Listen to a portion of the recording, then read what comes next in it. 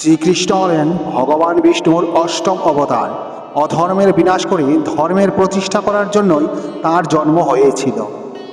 যখন পৃথিবীতে কংস এবং অন্যান্য পাপীদের অত্যাচার অত্যাধিক বেড়ে গিয়েছিল, তখন শ্রীকৃষ্ণ অবতার নিয়ে সমস্ত পাপীদের বধ করেছিলেন।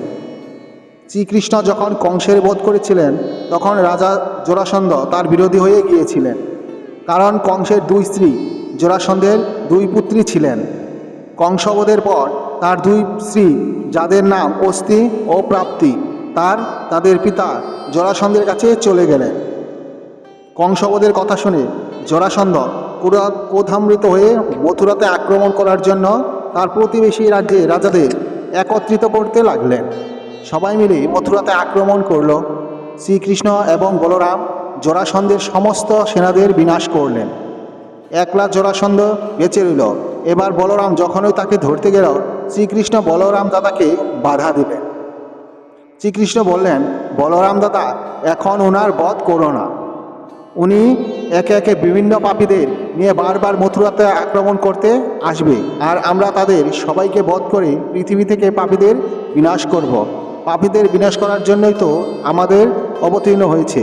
এই কথা শুনে বলরাম দাদা জরাসন্ধকে ছেড়ে দিলেন।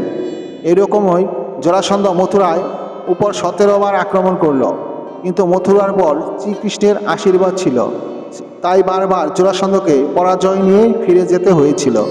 জরাসন্ধ 18 নম্বর বার মথুরাতে আক্রমণ করার ভাবনা চিন্তা করছিল। তখন রাজা কালিয়াবন পুরো মথুরাকে ঘিরে নিয়েছিল। কালিয়াবন ভগবান শিবের থেকে বরদান পেয়েছিলেন যে তাকে কোনোদিন যদুবংশী ও চন্দ্রবংশী হত্যা করতে পারবেন না। না কোনো অস্ত্র দিয়ে তার মৃত্যু হবে, না কোনো শারীরিক বল দিয়ে তাকে পরাজিত করা যাবে। সে নিজেকে সবচেয়ে শক্তিশালী মনে করতে লাগলো। সে নারদমুনিকে জিজ্ঞাসা করল, আমার মতো শক্তিশালী ব্যক্তির সাথে যুদ্ধ কে করতে পারে? নারদমুনি তখন শ্রীকৃষ্ণ সম্বন্ধে বলেছিলেন। যখন শ্রীকৃষ্ণ এই সম্বন্ধে জানলেন, তখন তিনি জানতেন যে সে ভগবান মহাদেবের ফলে সুরক্ষিত। তিনি ভাবতে লাগলেন, এর যদি আমার বা দাদার হাতে মৃত্যু না হয়, তাহলে ও আমাদের প্রজাদের মেরে দেবে বা তাদের বন্দি করে তার রাজ্যে নিয়ে যাবে।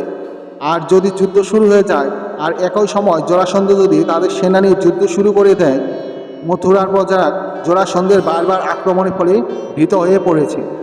শ্রীকৃষ্ণ জানতেন যে জরাসন্ধ তার কারণেই বারবার মথুরাতে আক্রমণ করছিল।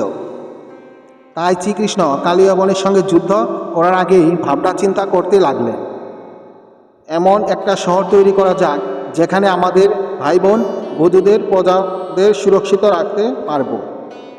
তাই উনি বিশ্বকর্মাকে ডেকে এক অলৌকিক নগর নির্মাণ আদেশ দিলেন। যখনই বিশ্বকর্মা অলৌকিক নগর তৈরি করে ফেললেন, তখনই শ্রীকৃষ্ণ তার মায়া দিয়ে সমস্ত পরিবারের সমেত প্রজাদের ওই নগরে পৌঁছে দিলেন। তো প্রিয় ভক্তগণ, আপনি যদি এই ভিডিওটি থেকে কিছু শিখে থাকেন, তাহলে কমেন্টে অবশ্যই শ্রী রাধে কৃষ্ণ লিখবেন, আর ভিডিওটি লাইক করে চ্যানেলটি সাবস্ক্রাইব করে দেবেন। আর আপনারা সবাই ভালো থাকবেন। ধন্যবাদ।